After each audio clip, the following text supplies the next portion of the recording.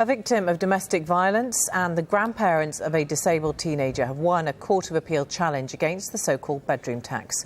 It was argued in both cases that the policy was discriminatory. The government, though, are to appeal against the decision in March. I'm joined now by the teenager's grandfather, Paul Rutherford, who looks after his 15-year-old grandson, Warren. Very good afternoon to you. Explain why you went to court over this.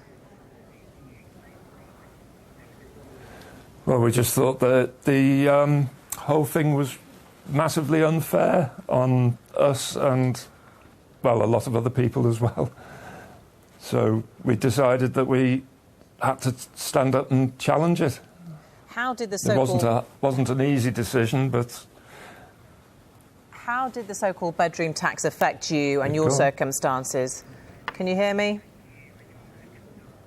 I'll try again. I was asking how does the bedroom tax affect you and your circumstances? You look after 15-year-old Warren, who is disabled, and I understand you have another bedroom, a third bedroom, so that an overnight carer can look after him. Just explain how it works.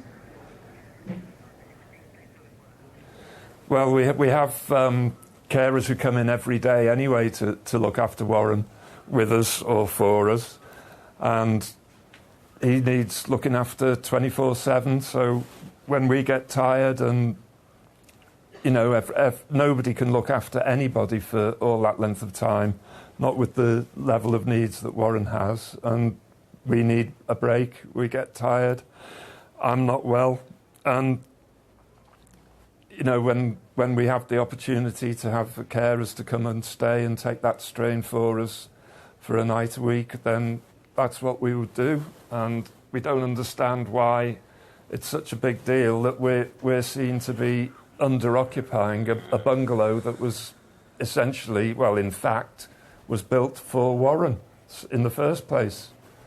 Were you told you would have to give up that bedroom or risk losing benefits? What were you told by the council? We were told that we were going to have our benefits cut because our housing benefit cut because the bedroom tax had come in, and we were going to lose 14% of our rent a week. And we couldn't understand why. We just didn't understand it. And we were just, I don't know, we were in shock for a while, and eventually our story broke in the national press, and things escalated, and we found ourselves being assisted to take the government to court to try and get the law changed. Now, councils do have provision, don't they, to make exceptions in some cases. Would they not do that for you? Well, they did.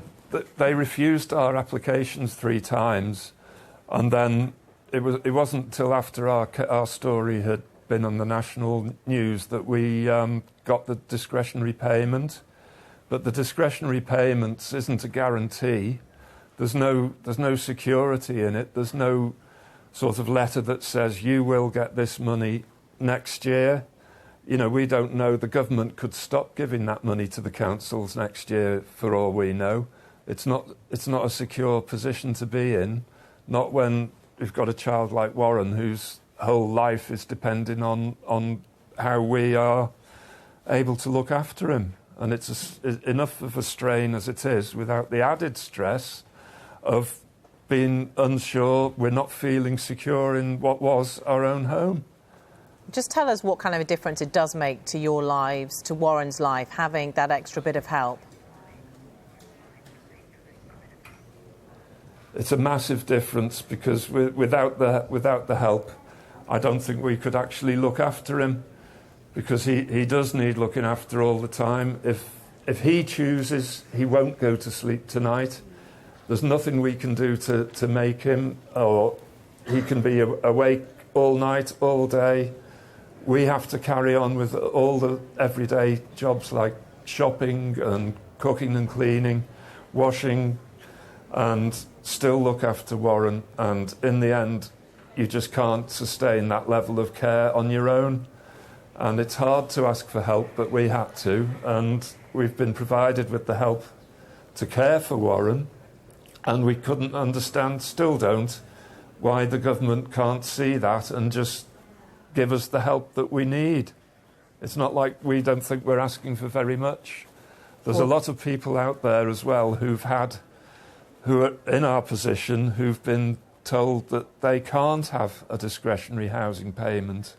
And that is people who are in exactly the same circumstances as ourselves.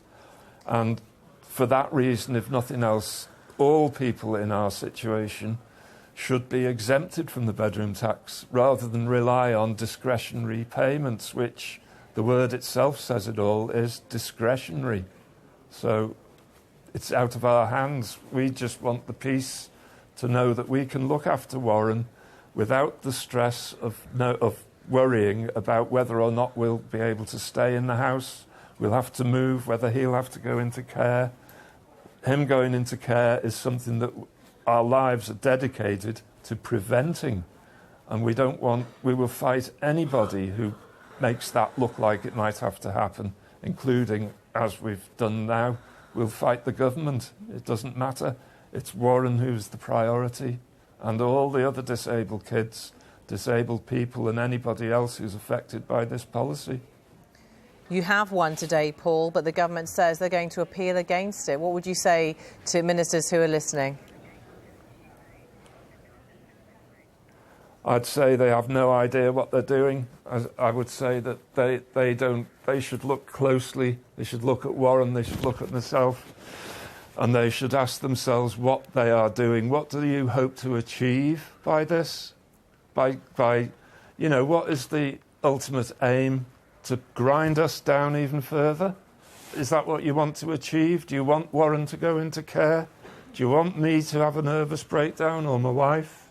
It's like, what do you want?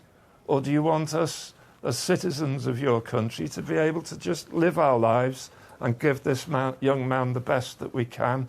That's what we want to do. And it's over to them what they want to do now. Paul Rutherford, thank you for your time, and also to Warren for joining us today. No, I think you've summed it up. Thank you very much.